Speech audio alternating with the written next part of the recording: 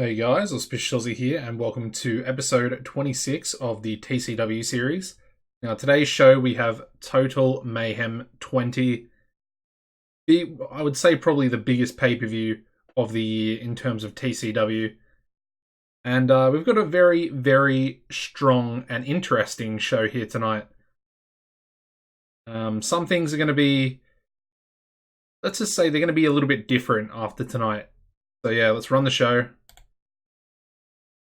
We start off with a 77B. We have American Buffalo just cutting a menace promo before his match, which is against Dazzling Dave Diamond, getting a 65C.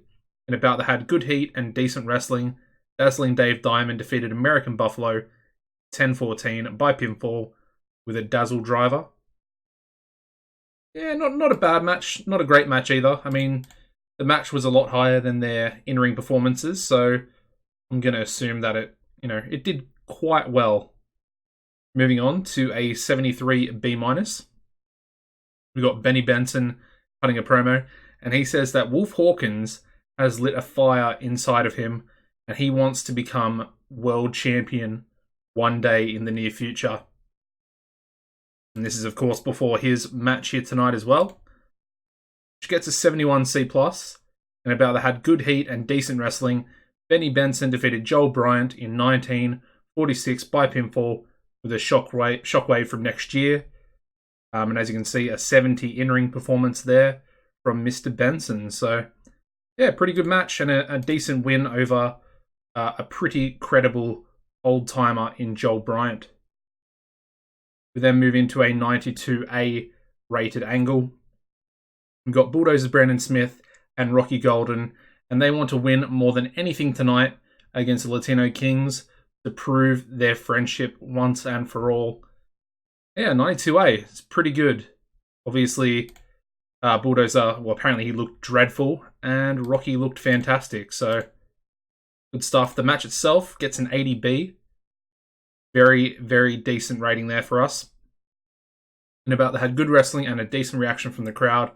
Bulldozer Brandon Smith and Rocky Golden defeated the Latino Kings in 9:32 when Rocky Golden defeated Hector Galindo by submission with the rack.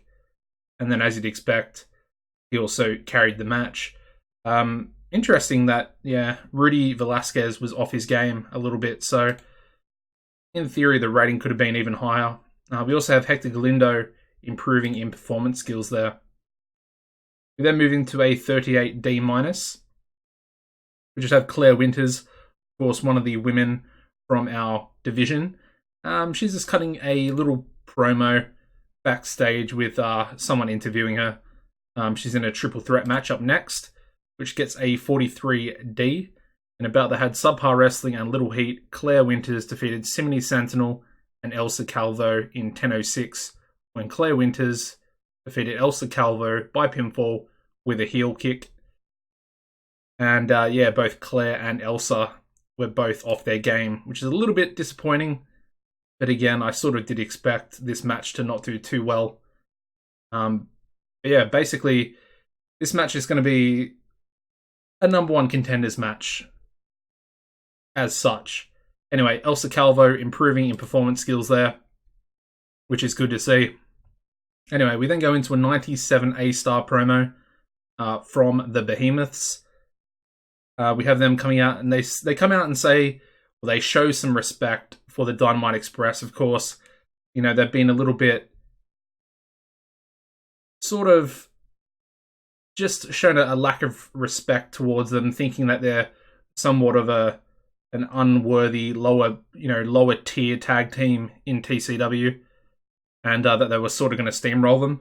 But of course, Sid Collier picked up a big win, I think, against Kirk Jamison in the last episode, which, is quite a respectable result. They also say they want to destroy them nevertheless anyway. So, yeah, really good. Obviously, both rated on Menace for the Behemoths. The match itself gets a 69C+, which is a very good rating for both of these teams. In a decent match, the Behemoths defeated the Dynamite Express in 9:49 when Killer Shark defeated Sid Collier by pinfall with a big bite, and the Behemoths make defense number 4 of their TCW World Tag Team titles. We also have an injury down here for Titan, herniated spinal disc. And he's also improving in performance skills, so I'm going to assume that's probably a botch. It doesn't... Yeah, there we go. Cameron Jones got backstage heat. Okay, that's not great. There's probably going to be a bit of animosity between those two now as well. Anyway, we move into a 46D. We have Lauren Easter and Tamara McFly backstage, of course, our two number one contenders, or they're two challengers for the first ever women's champion here tonight. And they basically start brawling backstage, before the match even starts. And as you can see, a host of road agents and referees and stuff are backstage and eventually pull them apart before they make their respective entrances. The match itself, oh my god. That is a ridiculous match rating. 76 B-. Whoa, okay. Unexpected. Very unexpected. Anyway, in about they had good wrestling but didn't have much heat. Lauren Easter defeated Tamara McFly in 12:25 by submission with a figure 4 leg lock. Lauren Easter wins the TCW women's title. And apparently they have great chemistry, so that's perfect. Because these two are going to be feuding with each other. Spoilers, but yeah, they're going to be in a bit of a feud together, of course. The pre-match, or the pre-backstage brawl between the two is going to sort of, feed into their sort of rivalry going forward. But yeah, Lauren Easter with a 74 and Tamara with a 61. But yeah, very good match to kick off the women's title. Really impressed. Moving on to an 81B. About that had great wrestling and a decent reaction from the crowd. Ed Stone defeated Mighty Mo and Mark Speed in 1939 when Ed Stone defeated Mighty Mo by pinfall with a party's over following interference from Freddie Huggins. Ed Stone wins the TCW International title. And apparently Ed Stone was the weak link, so yeah, not great there. Anyway, apparently Ed Stone was actually off his game as well, so he's got the title victory. However, he was off his game and the weakest performer in the match, which is not great, although there is a reason behind why this has sort of happened, which will hopefully progress in the future. Anyway, Mighty Mo is improving in technical skills there. However, he does lose his title, unfortunately. We then go into a 91A freestyle promo from New Legacy, and they claim that tonight is their first step on their way to claiming the World Tag Team titles. I mean, that is rated on entertainment, and they're pulling a 91A together. That is pretty impressive, actually. As far as promos go, that is definitely up there. Perfect. Okay, the match itself, a 90A for a tag team match, a non-title tag team match as well. About that had superb wrestling and good heat.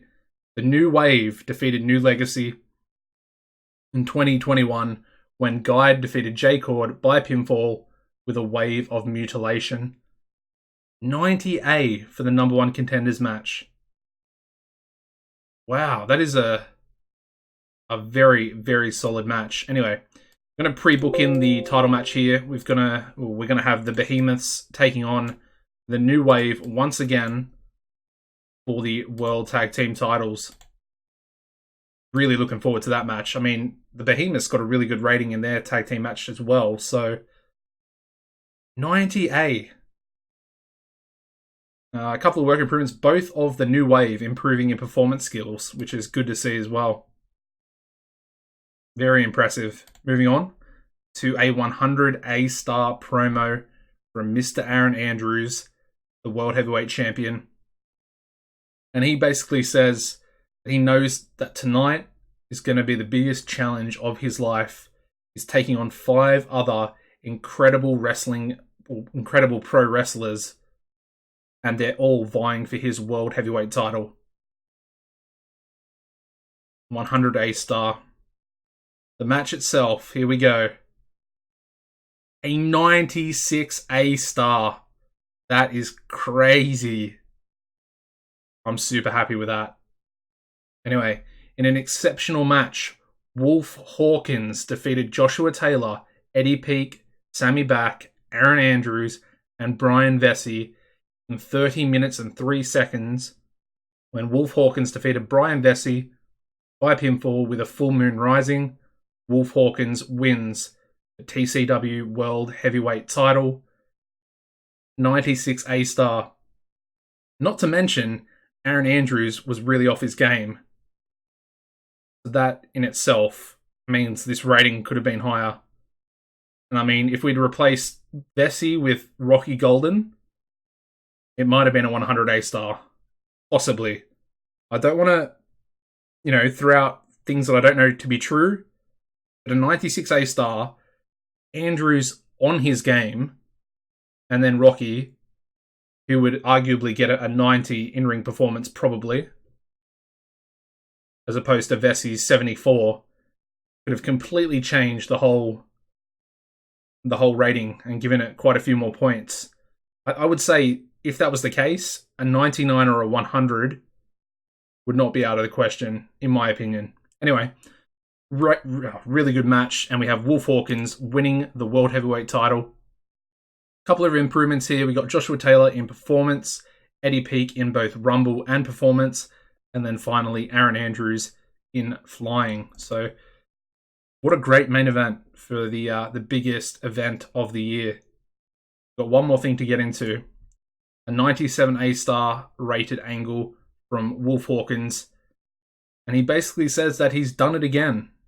He's won the World Heavyweight title, beating 5 other men, top tier talents. And he's proven once again that he is the best professional wrestler in the world. Despite not really doing anything for the last couple of months, he's come into this, beaten the odds and taken home the title. Impressive stuff. Let's see the overall show rating. Get a 93A. Apparently Cameron Jones was used too much. Anyway, obviously increasing our popularity in the 7 regions of Canada.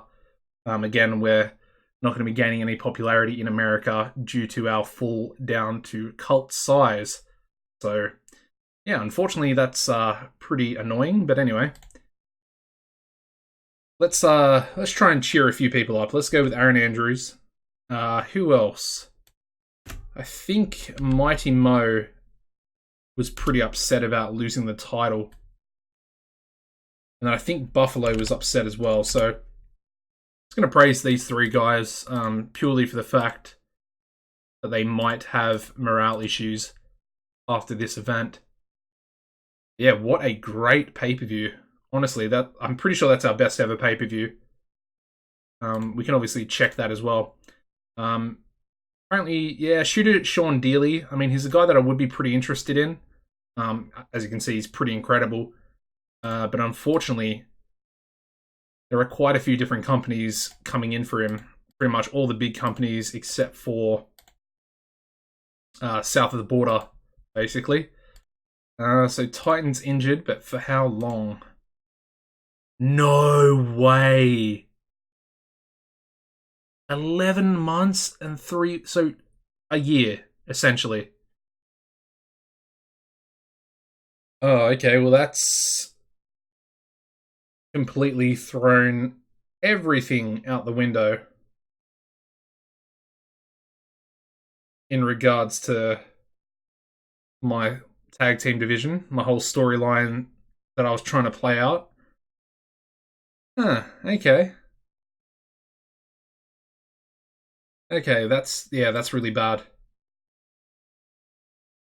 Just as he was starting to improve as well. It's going to be so... Yeah. Damn it, he's going to be left behind now. I mean, look at his popularity. I got him up to almost a B- in every region. The buy rate for Total Mayhem is a 0.69, which is good to see. Oh, but that sucks so bad about Titan. Here we go. Alicia Strong. Welcome, TCW. Perfect. Let's give everyone an auto push as well. I just want to check Aaron Andrews. His popularity's gone up as a result of that match. Perfect. Okay. Well, that's good to see. What about Wolf? Let's have a look at Wolf. Of course, our new World Heavyweight Champion. It's gone up a little bit, as you can see. Couple more A's all over the board there. Couple of 90s in Southeast and Hawaii. Yes, Mr. Wolf Hawkins back at the tippity top. Have a look at our titles as well. Of course, Ed winning, Lauren Easter becoming our first ever women's champion there. And then a 90. Was that higher? No, it's essentially the same. Okay, fair enough. Yeah, 90A and then a 70C plus. Oh, I honestly don't know what to do in regards to that. Yeah, that's tough. That is a really, really tough break. All right, well, one thing I wanted to do, we'll have a look at the company ourselves. View our profile. Top 100. Oh, okay, so it was our second best event, where Angels Fear to Tread is still number 1 with a 94. What about matches? Alright, so it's our best ever match, beating out Aaron Andrews versus Sammy Back at the previous event, of course. 96 A-star. That is incredible.